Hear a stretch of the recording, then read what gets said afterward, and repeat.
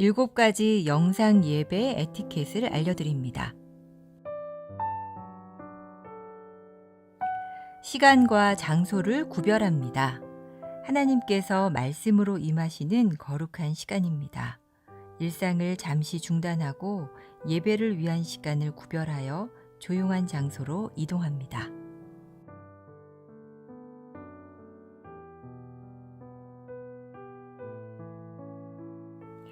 예배에 합당한 환경을 조성합니다.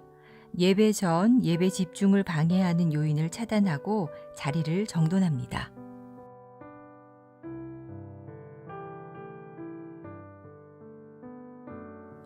하나님께 마음을 모으고 성령님의 임재를 청합니다. 단정한 복장과 바른 태도로 자리에 앉아 1, 2분간 침묵으로 성령님의 임재를 청하는 기도를 드립니다.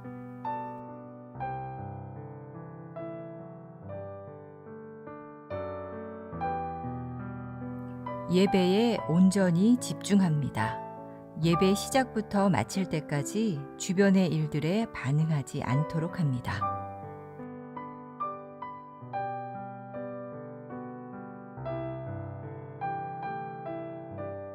몸과 목소리로 적극 참여합니다. 인도자의 안내에 따라 자리에서 일어나고 앉으며 소리를 내어 찬양하고 기도에 응답합니다.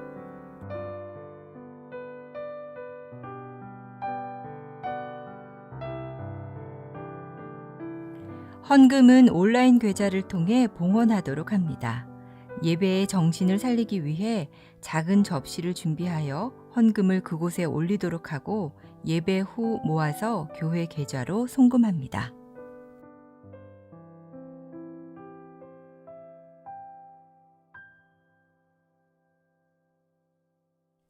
감사 기도로 마무리합니다. 축도 후 피아노 후주로 1, 2분간 하나님의 말씀과 임재에 감사하는 기도로 예배를 마무리합니다. 다 일어나셔서 임내 찬송 하심으로 성령 강림 후 제9주 예배를 드립니다.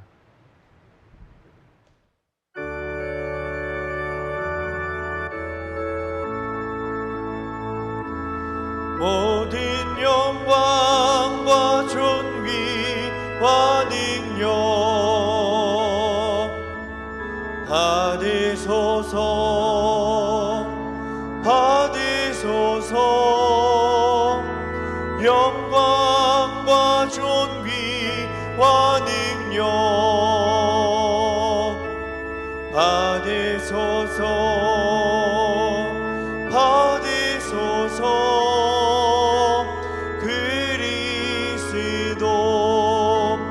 살아계신 하나님 영광 영광 주께 영광.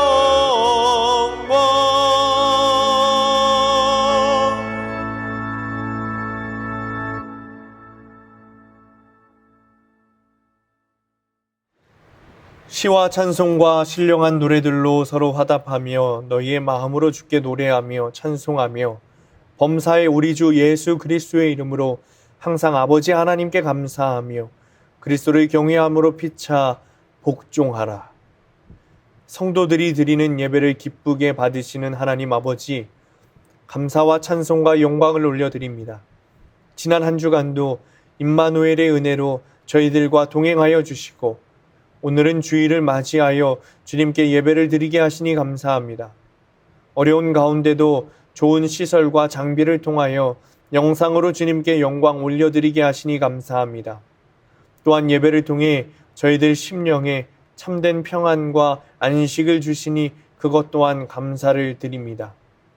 오늘도 세우신 종을 통해 들려주시는 말씀에 귀를 기울이게 하시고 우리를 향하신 하나님의 사랑과 구원의 은혜를 깨닫게 하여 주옵소서. 예수님의 이름으로 기원하옵나이다. 아멘.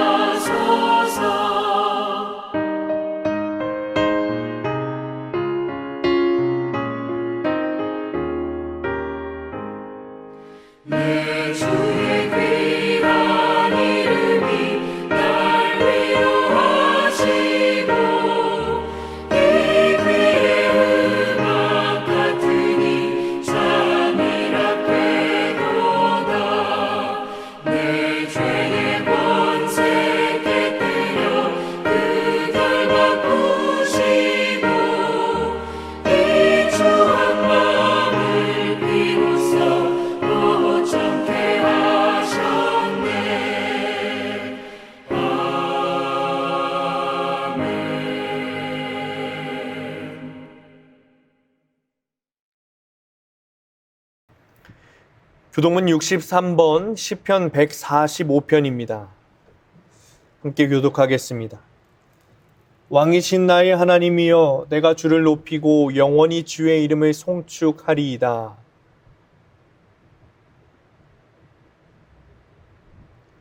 여호와는 위대하시니 크게 찬양할 것이라. 그의 위대하심을 측량하지 못하리로다.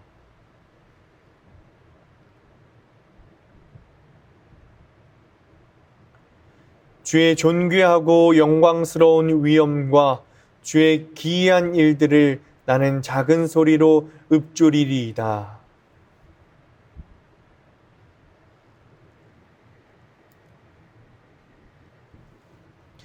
그들이 주의 크신 은혜를 기념하여 말하며 주의 의를 노래하리이다.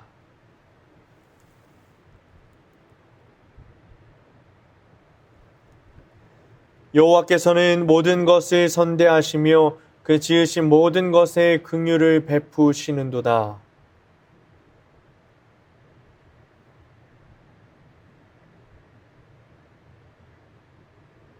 아멘. 사도신경 하심으로 우리의 신앙을 고백합니다.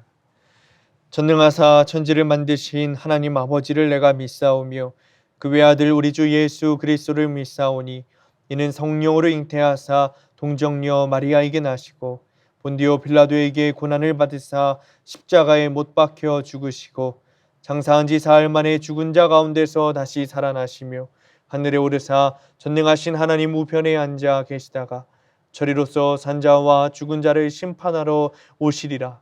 성령을 믿사오며 거룩한 공예와 성도가 서로 교통하는 것과 죄를 사하여 주시는 것과 몸이 다시 사는 것과 영원히 사는 것을 믿사옵나이다. 아멘.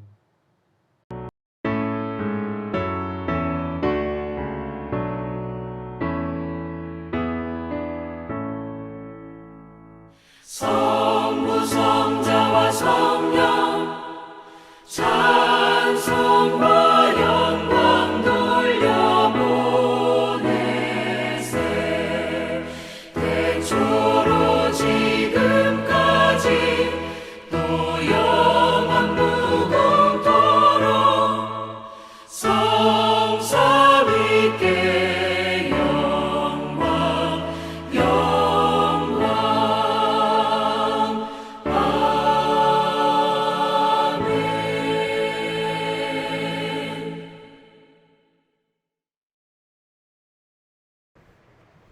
하나님을 가까이 하라. 그리하면 너희를 가까이 하시리라.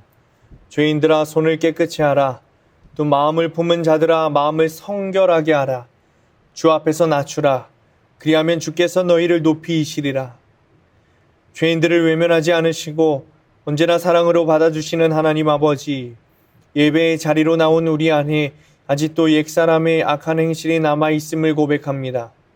마음의 허망함을 따라 무익한 말을 하였고 끝없이 솟아나는 욕망을 채우기 위해 폐역한 일을 자행하였으며 육신의 정욕에 눈이 어두워져 썩어 없어질 세상 것만 추구하며 시간을 보냈습니다. 성령님 안에서 얻게 되는 즐거움보다는 세상이 주는 말초적인 자극을 쫓아다닐 때가 많았습니다. 이처럼 저희들의 말과 행동과 생각은 진리의 하나님을 떠나 있었습니다. 이제 상하고 통회하는 마음으로 모든 죄를 고백하오니 용서하여 주옵소서. 십자가의 보혈로 저희들의 몸과 마음을 정결하게 씻어 주옵소서. 지난 주간 삶과 가정을 지켜주심을 감사합니다. 이번 주간도 주님을 의지합니다. 어디에 있든지 어떤 환경 속에서도 주님이 함께 하심을 믿습니다. 날마다 주님이 내 인생의 주인 되심을 기억하며 찬송과 기도가 끊이지 않게 하여 주옵소서. 질병으로 고통당하는 이들을 위하여 기도합니다. 주님이 사랑의 손길로 약하고 상한 곳을 만져주옵소서. 주님이 만져주시면 깨끗하고 온전하게 회복될 줄 믿습니다. 몸으로도 주님의 영광을 가리지 않게 하시고 건강한 몸으로 맡겨주신 사명들을 잘 감당하게 하여 주옵소서. 주님, 코로나 변이 바이러스로 계속해서 이 나라에 그리고 전 세계적으로 어려움을 겪고 있습니다. 주님, 우리를 기억하셔서 불쌍히 여겨주시기를 원합니다. 사람들은 공포와 두려움에 살아가고 있고 여전히 만연한 이기주의로 서로를 배려하지 못하고 나만 괜찮으면 된다는 마음으로 살아가고 있습니다. 주님, 우리의 영과 육의 건강을 허락하여 주옵소서. 바이러스로 인한 어려움이 하루빨리 물러가게 하시고 다시 일상으로 돌아오게 하옵소서. 뿐만 아니라 우리에게 바이러스도 뚫지 못하는 사랑을 주셔서 이기적인 마음으로 살아가는 것이 아니라 이웃을 돕고 지역을 돕는 우리들이 되게 하여 주옵소서. 주님, 비대면으로 예배를 드립니다. 영상으로 예배하지만 우리가 있는 곳에 주님께서 계신 줄로 믿습니다. 우리의 예배 형식이 아니라 우리가 드리는 마음을 예배로 받으시는 줄 믿습니다. 이 시간 한 마음 한 뜻으로 예배하게 하시고 오직 주님께 영광 돌리는 예배가 되도록 인도하여 주옵소서. 오늘도 말씀 가운데 서게 하시고 주님의 말씀을 통과하여 새롭게 거듭나 세상을 살아가며 복음의 증인이 되기를 원합니다. 주님, 우리의 귀와 눈을 열어주셔서 육이 듣고 영이 듣는 우리가 되게 하시고 말씀에 순종하는 지체가 다 되도록 인도하여 주옵소서. 모든 시간 주님께 맡겨드리며 예수님의 이름으로 기도합니다. 아멘.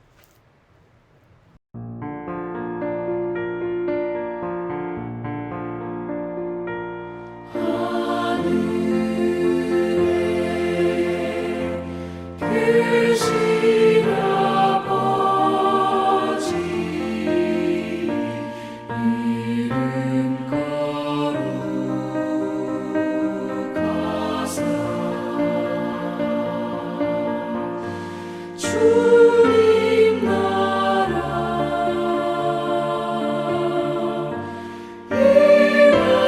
일하시고 뜻이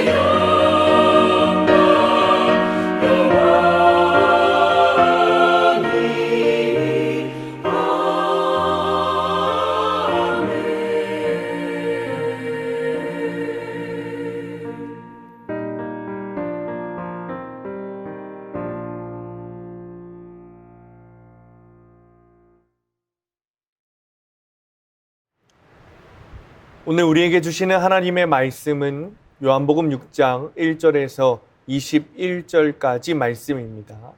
제가 받들어 봉독하겠습니다. 그 후에 예수께서 디베랴의 갈릴리 바다 건너편으로 가심에 큰 무리가 따르니 이는 병자들에게 행하시는 표적을 보았음이러라. 예수께서 산에 오르사 제자들과 함께 거기 앉으시니 마침 유대인의 명절인 유월절이 가까운지라.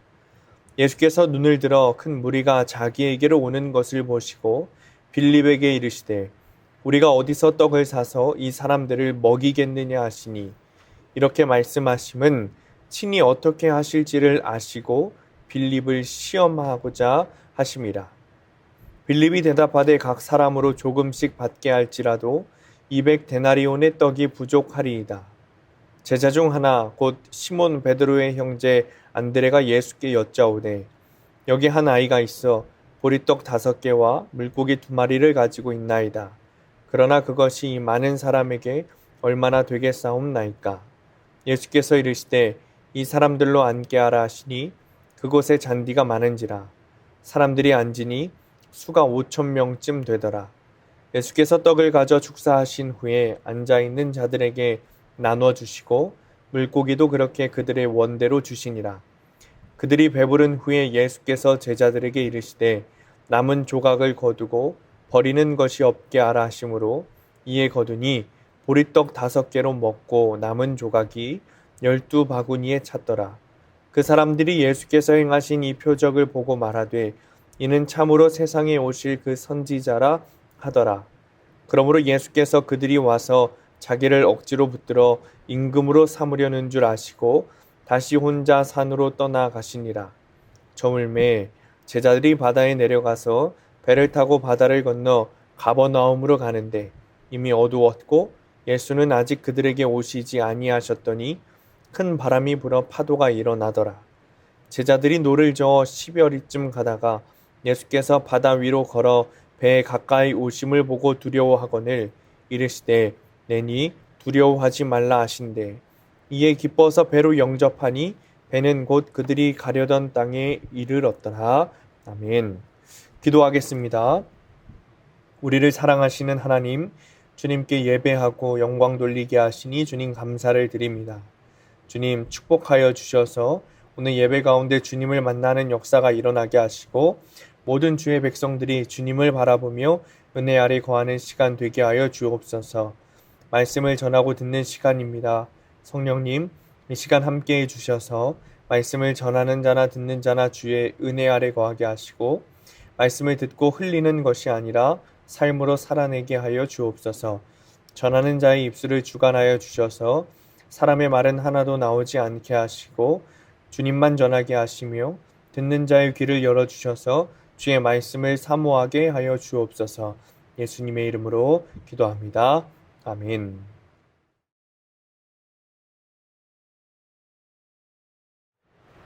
저에게 신학적으로 가장 관심 있는 것이 무엇이냐라고 물어보면 저는 항상 설교와 예전이라고 말합니다. 설교라고 따로 말하지도 않고 예전이라고 따로 말하지도 않습니다. 항상 설교와 예전이라고 답합니다. 이 둘은 뗄래야 뗄 수 없는 존재이기 때문입니다. 저에게는 항상 이 두 가지가 관심 대상입니다. 사실 이 설교와 예전은 그리스도인에게 아주 가까운 존재입니다. 설교는 매 주일마다 우리가 살아갈 하나님의 말씀으로 듣고 있습니다. 그리고 예전 중에 하나인 세례는 우리가 예수 그리스도를 믿음으로 새롭게 거듭나 하나님 백성 공동체가 되었다는 증거입니다. 이 세례는 신학적으로 사람이 태어나 단 한 번만 받도록 되어 있습니다. 그래서 내가 받은 세례를 기억할 수 있도록 내가 거듭난 존재요 하나님의 백성이라는 사실을 상기할 수 있도록 요즘 세례 기억 예배를 드리기도 합니다. 성찬은 예수님께서 제자들과 마지막 만찬 때 떡과 포도주를 나누어 주시면서 예수 그리스도께서 희생 제물인 어린 양이 되셔서 우리를 위한 희생 제사를 드리시고 주님의 몸과 피를 통해 오직 예수 그리스도를 통해 우리가 구원받았다는 사실을 알려주셨던 것에 유래합니다. 즉 성찬이라는 예전에 기독교의 본질이 모두 담겨져 있는 것입니다.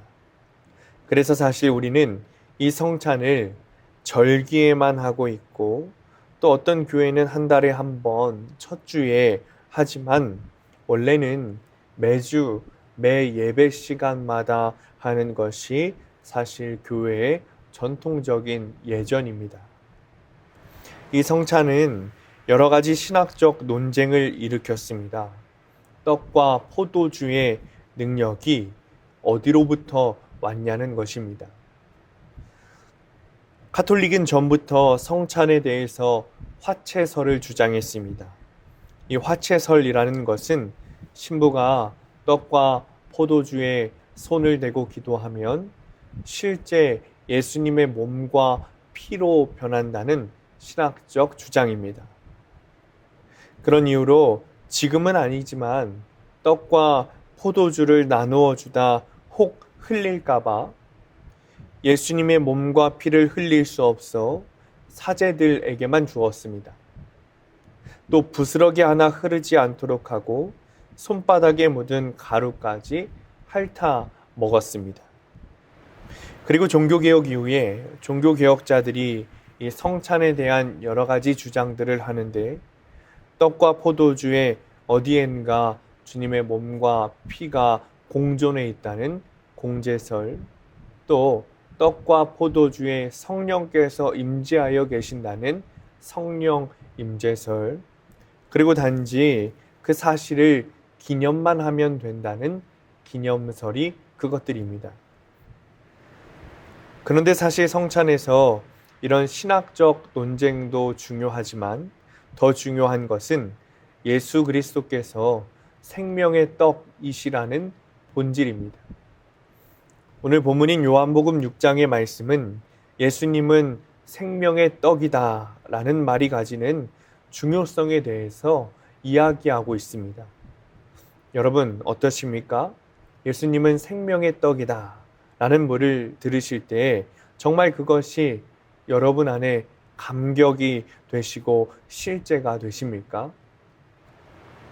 우리는 예수님은 생명의 떡이라는 말을 많이 들었습니다.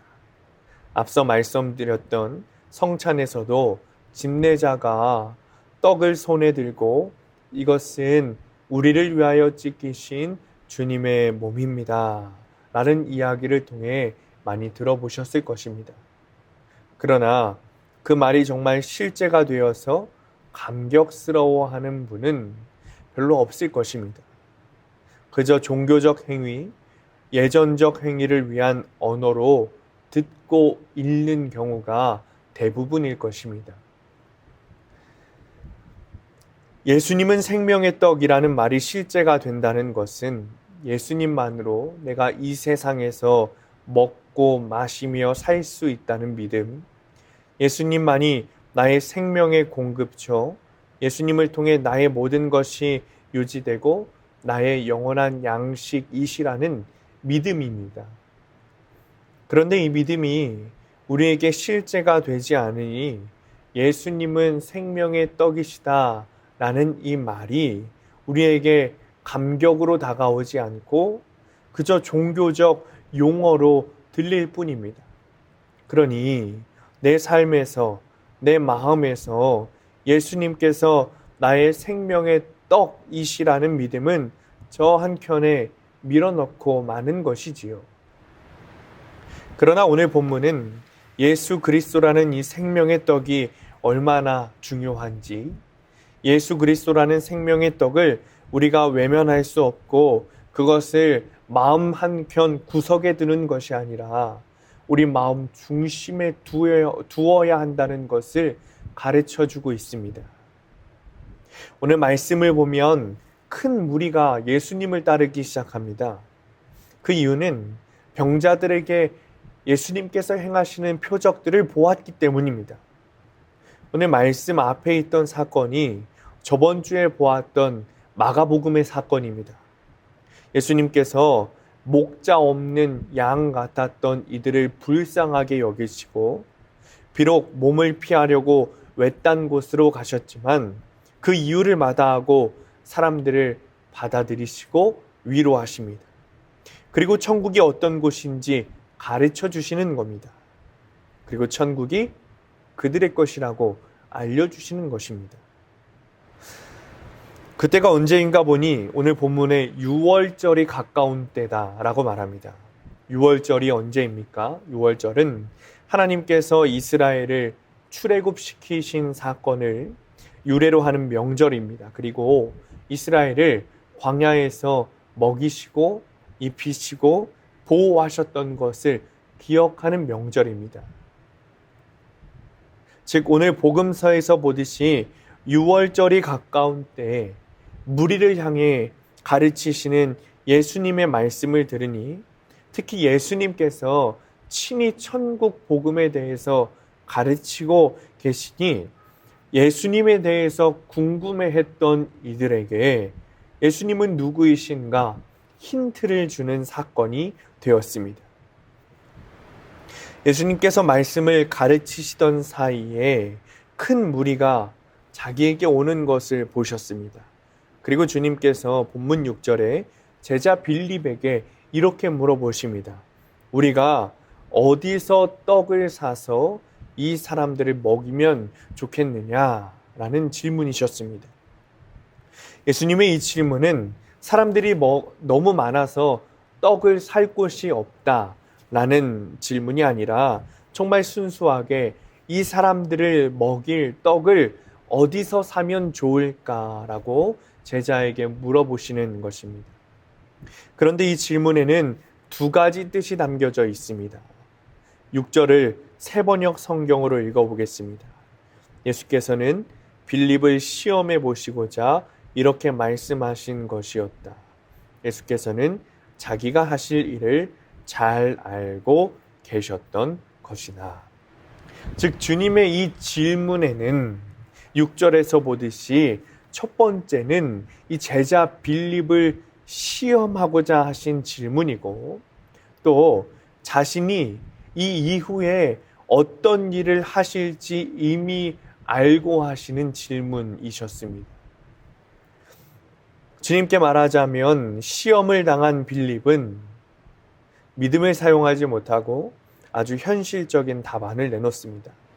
각 사람으로 조금씩만 받게 할지라도 200데나리온의 떡이 부족합니다. 앞서 6절에서 주님은 빌립을 시험하고자 라고 이 질문을 하셨다 말씀하셨는데, 아무래도 빌립은 그 시험에 통과하지 못한 것 같습니다. 곧바로 베드로의 형제 안드레가 예수님에게 이렇게 말씀을 드립니다. 여기 한 아이가 있어 보리떡 5개와 물고기 2마리를 가지고 있나이다. 그러나 그것이 이 많은 사람에게 얼마나 되겠사옵나이까? 이것은 상황이 별로 좋지 않다는 것을 에둘러 표현한 것입니다. 사람의 숫자는 5,000명이 넘는데 제자들에게는, 아니 모든 무리 중에 단 한 아이에게 작은 도시락 정도의 요깃거리가 있다는 것입니다. 예수님을 따라온 5,000명의 사람들이 굶게 생긴 것입니다. 사실 저는 이 본문을 너무나도 잘 알고 있습니다. 그리고 설교를 듣는 여러분들도 이 본문에 대해서 너무나도 잘 알고 계실 겁니다. 복음서 안에서 주님이 하신 일 중에 가장 많은 사람에게 한순간의 기적을 보여주신 아주 대단한 사건이기 때문입니다. 그리고 이 본문은 그저 한 어린아이의 믿음을 사용하셔서 주님께서 기도를 통해 빵 5개와 물고기 2마리로 5,000명의 사람을 먹이신 기적이라고 우리의 기억에는 아주 잘 머물러 있습니다. 설교에 정답이 없고 묵상에 정답이 없지만 이 본문을 가지고 설교하는 설교자에게는 무엇을 전해야 하는지 너무나도 뻔하게 정해져 있는 본문입니다. 쉽다면 쉬운 본문이고 어렵다면 어려운 본문일 것입니다. 설교를 듣는 회중들에게 무엇을 전해야 하는지 분명한 것이 쉬운 것이고, 그러나 그 말씀이 뻔한 말씀으로 들릴 것이 분명하기 때문에 어려운 설교가 되는 것이지. 이런 선입견을 가지고 본문을 묵상하던 중에 저에게 이런 질문이 들었습니다. 왜 예수님께서는 굳이 이 사람들의 먹을 것을 걱정하실까? 제자들은 왜 걱정하는 것일까? 라는 질문이었습니다. 이 질문의 대답을 찾는 것이 예수님의 마음을 아는 길이라고 여겨졌습니다. 오늘 교회력 구약의 본문은 사무엘하 11장 1절부터 15절까지 말씀입니다. 오늘 교회력 구약 본문 역시 굉장히 유명한 본문입니다. 왜냐하면 다윗의 유일하다고 말할 수 있는 아주 큰 오점을 남긴 본문이기 때문입니다. 여러분도 짐작하실 겁니다. 다윗이 자신의 부하였던 우리아의 아내 밧세바를 범한 사건입니다. 다윗이 음행을 저지른 것은 그것 자체로 큰 죄이지만 더 큰 죄는 그 죄를 감추려고 했다는 것입니다. 그리고 결국 살인까지 저질렀다는 겁니다. 처음에는 죽이려고까지 하지는 않았습니다. 그 죄를 감추기 위해서 전쟁 중에 있던 우리아를 불러서 아내 밧세바에게 가도록 합니다. 밧세바와 우리아가 동침해서 밧세바의 뱃속에 임신해 있는 아이를 우리아의 아이로 둔갑하려고 했던 것입니다. 그러나 실패로 돌아가죠. 그 이유는 우리아의 충성심 때문이었습니다. 우리아는 이렇게 말합니다. 11절 전반부입니다. 언약궤와 이스라엘과 유다가 야영 중에 있고 내 주 요압과 내 왕의 부하들이 밭갓들에 진치고 있거늘 내가 어찌 내 집으로 가서 먹고 마시고 내 처와 같이 자리일까? 왕이었던 다윗이 권유했지만 언약궤와 이스라엘이 전쟁 중에 있는데 어떻게 홀로 먹고 마시며 아내와 동침할 수 있겠냐는 것입니다. 장수로서는 더는 없을 충성심을 왕에게 바치는 것입니다. 이 말을 들은 왕이라면 마음이 찔려 용서를 구하고 회개했어야 합니다. 그러나 마음의 죄로 가득 찬 다윗은 결국 해서는 안 되는 일을 했습니다. 우리아를 전쟁의 가장 최전방으로 내몰아 일부러 죽도록 내버려 둔 것입니다. 직접 우리아를 죽인 것은 아니지만 다윗이 죽인 것이나 마찬가지입니다. 다윗은 죄 없는 우리아를 하나님과 이스라엘 그리고 왕인 자신에게 충성심을 내비쳤던 우리아를 살인한 것입니다. 도대체 다윗이 왜 이렇게까지 한 걸까요? 다윗의 마음에 도대체 지금 어떤 일이 벌어지고 있는 것일까요? 힌트는 조금 전에 읽었던 사무엘하 11장 11절 후반부에 있습니다.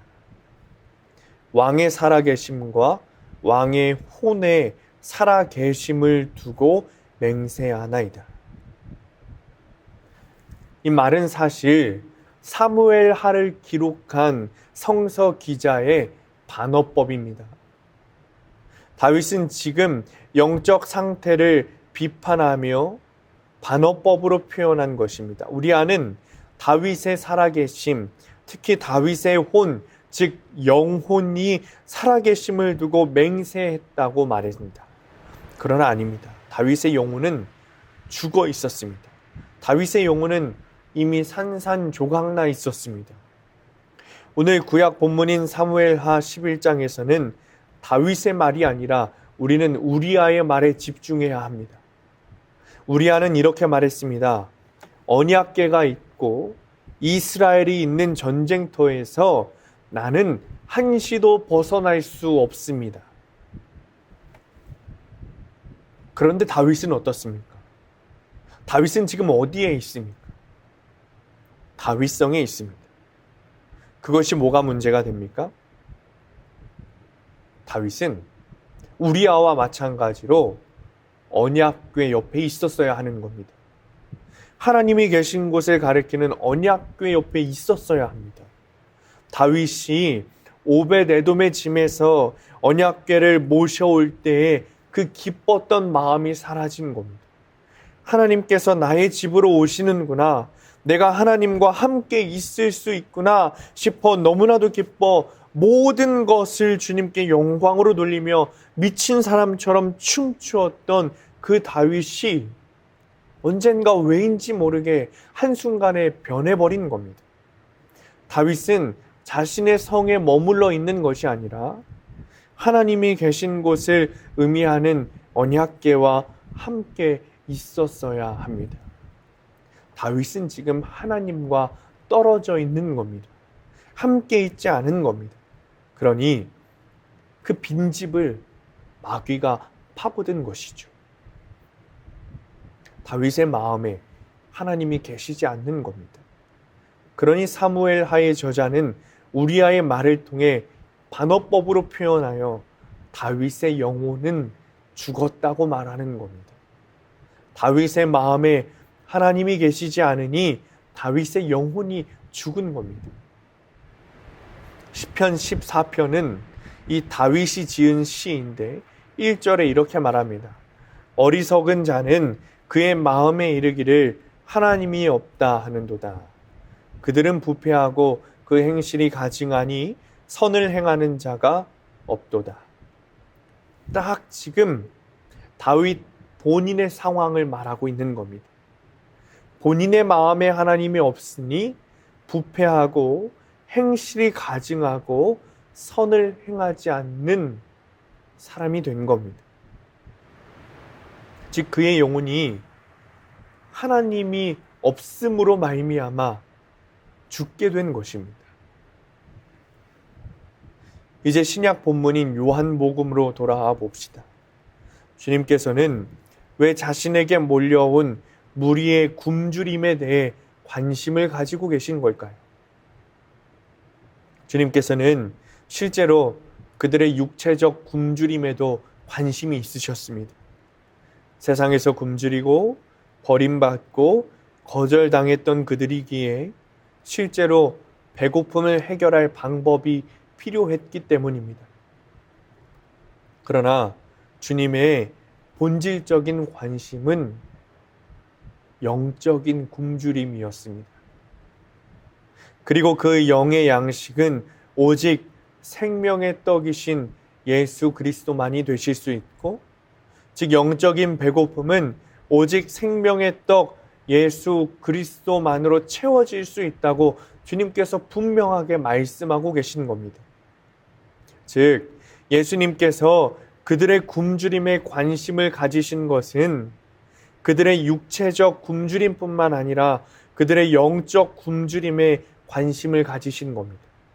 다윗이 자신의 마음에 하나님이 사라지자 영혼이 죽은 것처럼 그들의 마음에 예수 그리스도 앞에 있는 그 큰 무리들의 마음 가운데 예수께서 계셔야 새롭게 거듭나 진정한 하나님의 백성이 되고 진정한 생명의 양식을 가지게 되기 때문입니다. 예수 그리스도를 통해 새 생명을 가지기를 주님께서는 간절히 원하고 계신 겁니다. 교회력 서신서 본문인 에베소서 3장 16절 17절 말씀을 보면 바울은 성령을 통하여 우리의 속사람을 강건하게 하시고 그리스도를 우리 마음속에 머물러 계시게 하여 주시기를 기도하고 있습니다. 에베소서 3장 16, 17절을 메시지 성경은 이렇게 말하고 있습니다. 나는 아버지께서 그분의 영으로 여러분을 강하게 해주셔서 여러분이 마음의 문을 열고 그리스도를 모셔드림으로써 그분이 여러분 안에 살게 해주시기를 간구합니다.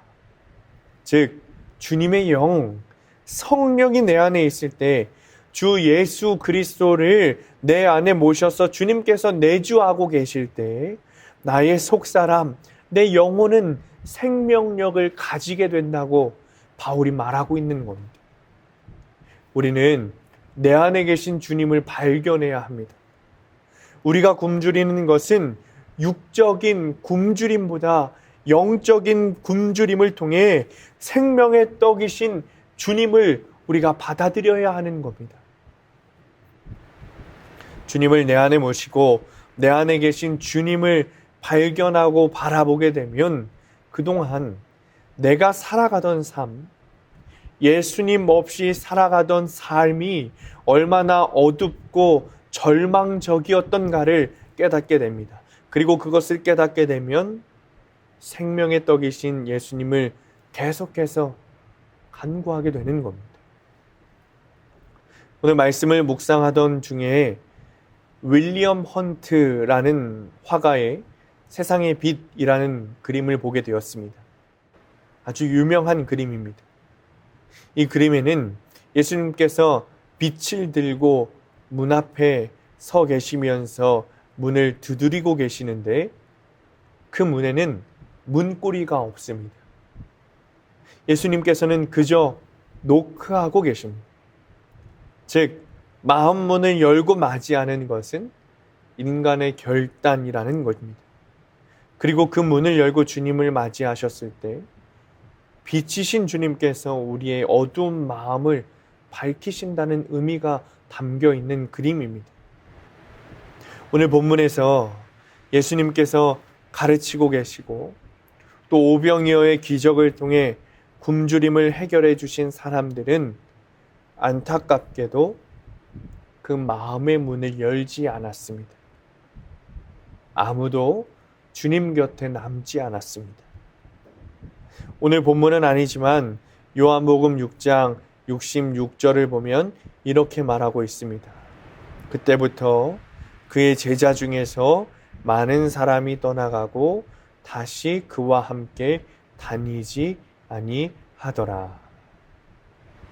66절에 말하는 그때라는 것은 오병이어의 기적을 주님께서 보이시고 그 후에 그들에게 자신이 생명의 떡이라고 가르치신 후를 말합니다. 예수님께서 생명의 떡이신 것을 말씀하시자 그때부터 그 큰 무리들은 하나하나 예수님을 떠나가기 시작했습니다. 그들이 원했던 것은 영적 굶주림의 해결이 아니라 그저 지금 단순히 배고픔을 해결할 육적 굶주림이었기 때문입니다. 그러니 주님의 말씀을 듣고 그 무리가 다 떠나가 버린 겁니다. 그러나 그들은 하나만 알고 열은 모른 것이지. 나무는 보았지만 숲은 보지 못한 겁니다. 에베소서 3장 19절 20절에 바울은 이렇게 말하고 있습니다. 그 너비와 길이가 높이와 깊이가 어떠함을 깨달아 하나님의 모든 충만하신 것으로 너희에게 충만하게 하시기를 구하노라. 우리 가운데서 역사하시는 능력대로 우리가 구하거나 생각하는 모든 것에 더 넘치도록 능히 하실 이에게. 메시지 성경은 더 극적으로 표현합니다. 여러분도 알다시피 하나님은 무엇이든지 하실 수 있는 분입니다. 하나님은 여러분이 꿈에서나 상상하고 짐작하고 구할 수 있는 것보다 훨씬 많은 것을 주실 수 있는 분입니다. 주님 안에 있으면 우리가 상상하지 못하는, 우리가 상상하는 것을 넘어서는 것을 주시는 분이 주님이십니다. 그리고 그 안에 거하는 것이 그리스도인입니다.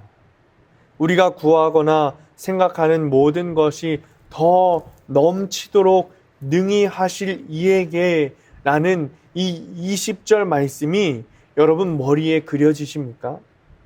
우리가 가지고 있는 지식, 생각, 지혜의 차원을 넘어서시는 분이 예수 그리스도이십니다.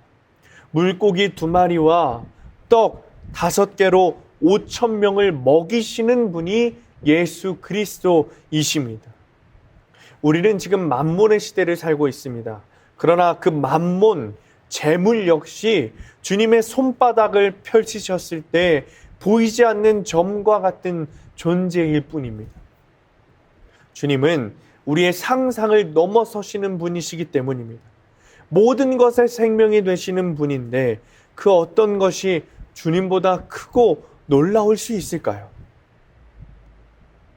주님께서 빌립에게 이 사람들을 먹일 빵을 살 곳이 어디에 있느냐라고 물으셨을 때 빌립은 자신의 생각에 따라 우리는 돈이 없습니다 라고 말했습니다.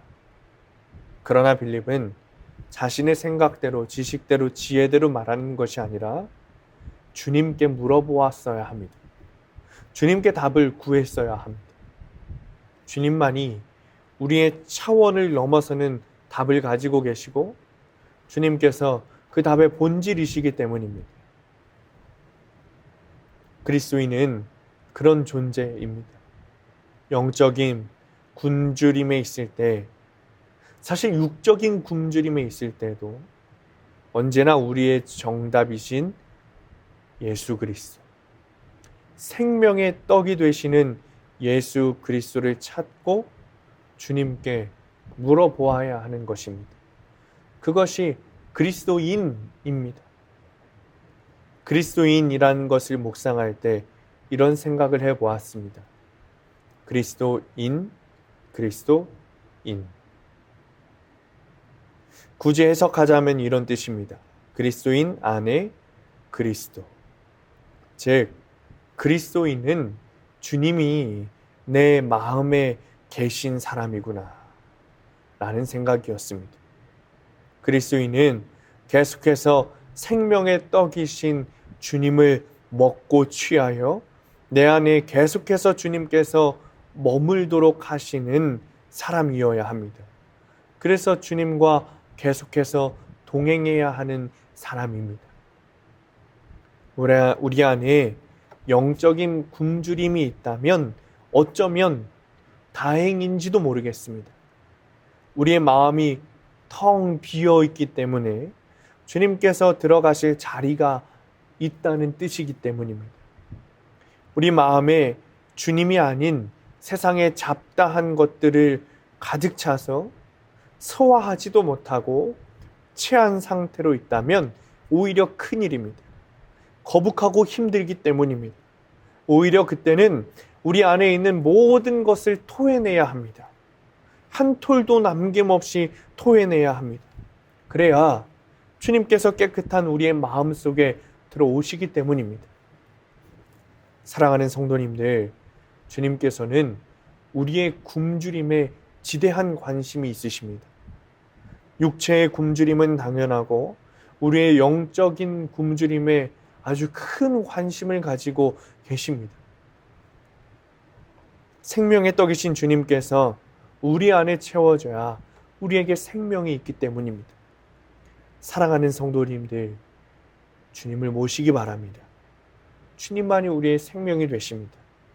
육적 굶주림이 채워지자 흩어져 예수님을 버렸던 무리처럼 우리의 필요가 채워지면 주님을 버리고 외면한 것이 아니라 우리의 생명의 양식이신 주님을 계속해서 바라보며 주님을 따르는 진정한 예수 그리스도의 제자들이 되시기를 바랍니다. 주님께서는 우리의 모든 갈급함을 채워주실 것입니다. 취하고 취해도 여전히 채워지지 않는 세상의 헛된 가치가 아니라 생명의 양식으로 우리의 모든 갈급함과 굶주림을 채우시는 주님을 구하시고 바라시며 결국은 주님을 내 안에 모시어 주님과 동행하는 여러분들 되시기를 간절히 축원합니다. 기도하겠습니다. 우리의 생명의 떡이 되시는 주님 감사합니다. 우리에게 갈급함을 채워주시고 오직 주님으로 인해 목마름이 사라지게 하시니 감사합니다. 주님, 우리는 여전히 세상의 것들로 굶주림을 채우려고 하지만 그것을 취하면 오히려 우리 안에 거북함이 생기고 소화하지 못하게 됨을 깨닫습니다. 이제는 나의 생명의 양식 되시는 주님만을 원하오니 오직 주님만 바라보며 주님만 구하는 인생이 되게 하여 주옵소서. 예수님의 이름으로 기도합니다. 아멘.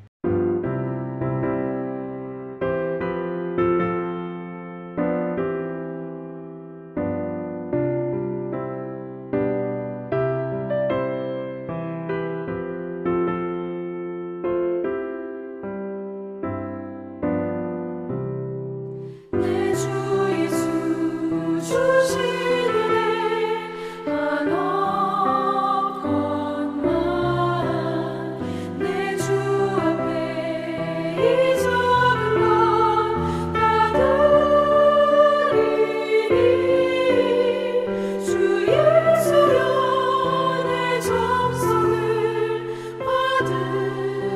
받으소서.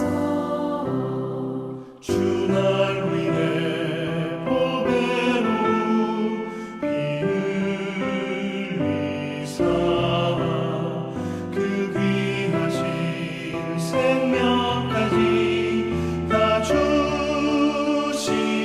주시니 내 천한 몸이 생명을 왜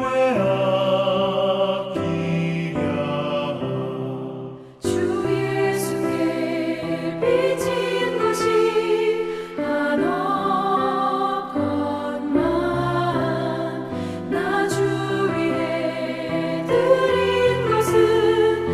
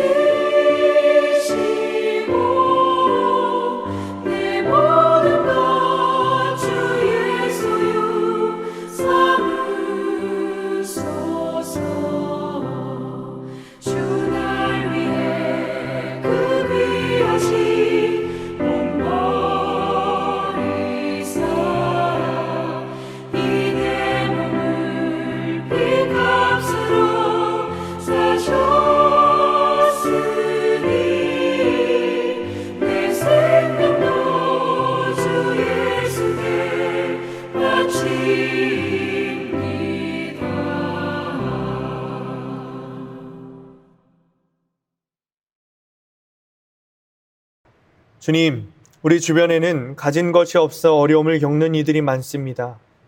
우리는 먹을 것과 입을 것이 넉넉하지만 먹을 것과 입을 것이 없어 굶주린 가난한 나라의 어린이들이 많습니다. 국가와 부모들에게 부호받지 못하고 노동을 착취당하며 자라는 어린이들도 많습니다. 주님이 주신 것들을 나만 위해서 쓰지 않고 어려운 이들과 나누며 살게 하시고 하나님 나라를 위하여 사용하게 하옵소서. 이 예물이 사용되는 곳마다 주님의 사랑과 기쁨과 영광이 드러나게 하시고 오직 선한 곳에만 사용되게 하옵소서.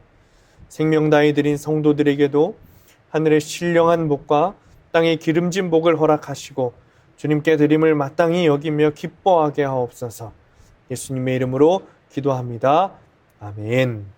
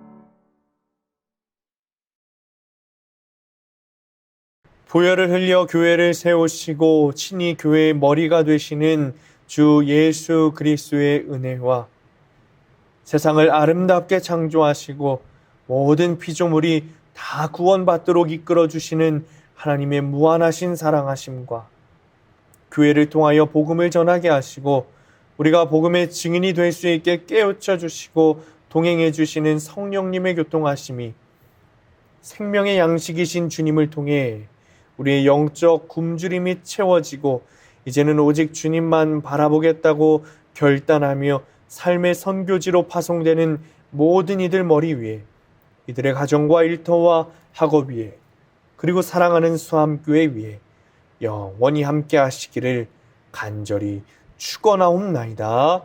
아멘.